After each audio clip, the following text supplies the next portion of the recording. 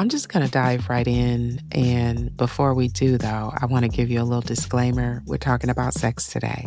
If that makes you uncomfortable, stop the episode right now.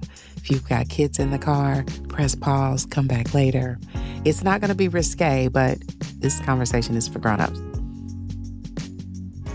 Okay, so in my experience, the best lovers are not necessarily the most skilled lovers. And I should add that sex is a skill, and a lot of people don't realize it. Just like any other skill, you do need to educate yourself and practice to get better at it. But that's neither here nor there. But in my experience, some of my best lovers weren't necessarily the most sexually skilled. And that seems very counter to what the movies and the magazines tell us. It's a very romanticized idea of sex in the movies and magazines, by the way. But what I'm about to talk about is going to change the way you think about great sex in general forever. So tell me if you have ever had this experience.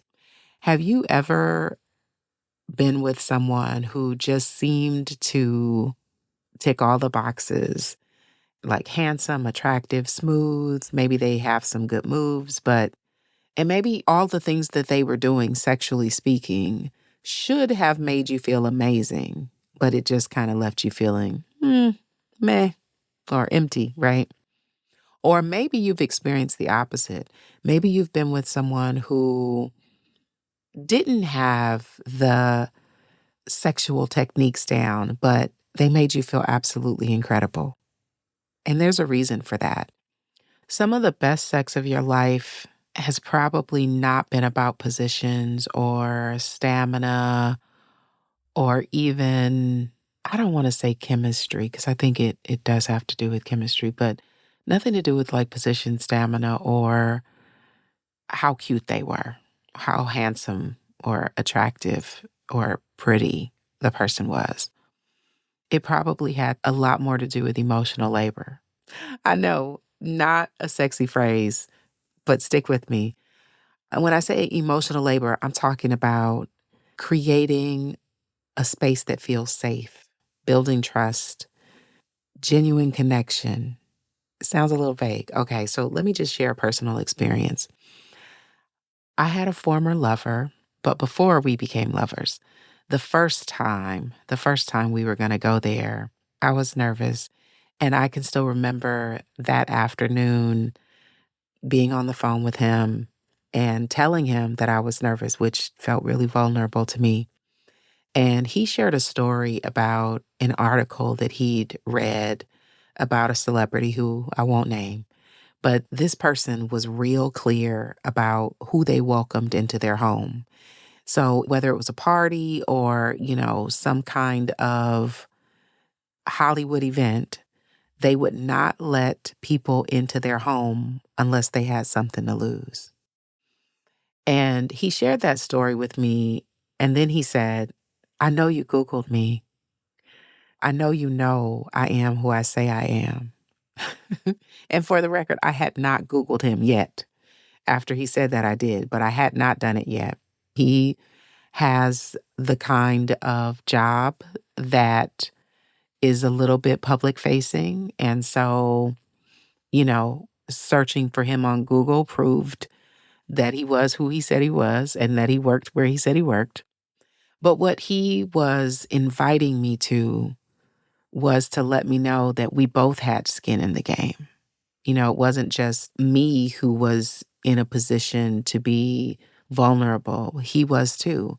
We both had skin in the game. So there was equity in terms of what we were getting into. So that evening, he arrived to the hotel first with snacks and tools for ambiance and also a very open heart. And when I got there, he welcomed me into the space. He asked me if he could hug me, and then he drew me into his chest. He kissed me on the forehead, and I could feel the fear and reservation start melting away from my body. His hands were trembling a little bit because he was also a little bit nervous. And, like, he held me. And it was just a reminder, that we were both feeling that anticipation because I could feel nervous energy coursing through him in the way that I could feel it coursing through myself. And before he undressed me, he asked for permission. Is it okay if I take your clothes off now? He asked me again, is it okay for me to take my clothes off now? Every step was intentional. Every moment was about creating, feelings of safety. I felt held. It was just beautiful. But this story isn't about falling in love. It was about creating the space for genuine connection. The intimacy we created wasn't about where we were going. It was about being fully present in the moment and making each other feel safe, secure, and seen. See, that's the thing about great sex. It starts long before the clothes come off. It begins with creating a feeling of genuine safety, with the vulnerability of honest and open communication, with the courage to express needs and boundaries. And if you haven't gotten my Yes, No, Maybe workbook, I'll put it in the show notes. It's a little bit more developed now, so I think that it might be good since we're talking about this. But I digress. So, it's about the courage to express needs and boundaries. It's about, demonstrating the patience that it takes to understand the other person's needs and their wants and their triggers. He took his time and invested care. I had told him that I was nervous, but in conversations before that, I had talked about like some things that are triggering for me. I had talked about like some past experiences where I had not felt safe, not explicitly, but, just giving him an idea of where my comfort was. And also, we had had conversations where it was evident that he was clearly interested in me by the way that he showed curiosity and asked questions and interest in who I am and where I was and what that looked like. So, and I had done the same for him. That is the building block for potentially great sex. Now, does this mean that creating emotional safety and connection, does it mean that you're signing up for a long-term relationship? No, it doesn't have to. You can build profound intimacy in a casual encounter too. That can happen. And you can create trust with someone that you might never see again. That can happen. But if you are, leading to a long-term relationship, this is important. And it even is still important after you've become partnered. If you've been married for, 10, 15, 20 years or more, if you have been partnered for, a decade or, even a couple of years, it doesn't matter. Like, this is an ongoing process, this creating a space where you can feel seen and heard and safe. Because intimacy is about, honoring the humanity of the person you're with in the moment. And that's true whether it is a one night stand or a long term partnership. We all deserve to feel safe, respected, and seen. And that's true for, people with penises and people with vaginas. We all deserve that. At this point, you might be sighing through your headphones right now. Really? More work? I get it. And it's a little work, but listen, this is the kind of work that transforms sex from just being a physical act to being something that's memorable and fulfilling. And let's be real, a lot of people think that mediocre sex is normal.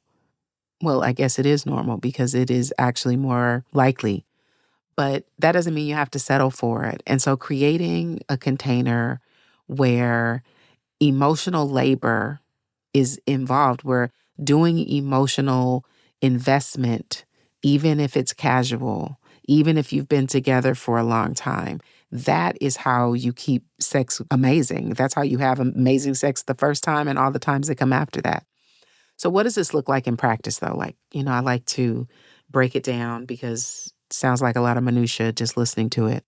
So if you are single or dating or in a committed relationship, here are a few ways that you can incorporate a little bit more emotionality into your sex life. So first start with yourself. It always starts with you. Always starts with you. You first. You need to understand your own needs. You need to understand your own yeses, your own nos, your own maybes, and your own desires. Like that is crucial. And it's not selfish, it's necessary. You cannot communicate what you do not understand. I'm going to say that again for the people in the front and the people in the back. You cannot communicate what you don't understand. Secondly, practice vulnerable communication. And vulnerability is not easy, so I'm not taking this lightly. But vulnerability is the only path to intimacy. Like that experience I shared, I was vulnerable when I said I was nervous. And nervous is not something that I feel very often. So that was like feeling nervous was a big deal at the time. But that was vulnerable. Like telling him that I was nervous in advance was vulnerable for me. But that created space. It paved the way for the intimacy to bloom and blossom. Being honest about your fears and your desires and where your lines are. Being vulnerable, it means asking questions and really listening to the answers. We don't want just a safe space where we can be vulnerable. We also need to be a safe space for, our lover or potential lovers to be vulnerable as well. And the third thing is to leave room for imperfection because we're all just practicing. We're all just practicing. And great sex is not about performance. It's about presence. And sometimes it's awkward and sometimes it's silly, and that's completely okay. Sometimes sex doesn't involve a hard dick, and that's an episode for another day. But I promise you, we are going to talk about the changes that often show up in this season because I have so many conversations with people that feel challenged or don't know how to navigate the erections that become unreliable, or how sometimes, for people with vaginas, how they don't come online the way they used to. We'll talk about that. We're going to really get into it in another episode. But again, we want to leave room for it to be imperfect because the presence is what creates the greatness when it comes to sex. And this might surprise you, or maybe it won't because now we're almost done with this episode, but emotionality makes sex better. Like the inner stuff makes the outer stuff better. When you feel safe, when you feel seen, your body responds differently. It just does.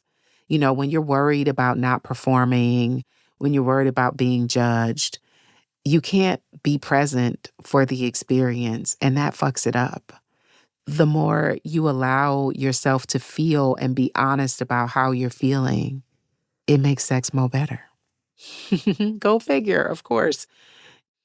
What shows up in the room is almost always a reflection of what's going on inside of us. That's why that's important. But before we wrap up, I want to just really emphasize that this isn't about adding another item to your to-do list. It's simply about shifting how we think about sex and sexual intimacy, about recognizing the work of building trust and connection. It's not separate from great sex. It's integral. It's an essential part of it. So today love is understanding that the best lovers aren't always the most experienced lovers or the ones with the fanciest moves. Often the best lovers are the ones who come with an open heart and move with the intention of creating real connection and prioritize feeling emotionally safe and physically safe. They're the ones who understand that great sex isn't just about what happens in bed or on the counter or on the floor, wherever you choose to do it. It's about trust, communication, and vulnerability that makes intimacy possible. So until next time, remember that you deserve the kind of sex that honors all of you, that honors your wholeness, your body, your heart, your soul. I love you.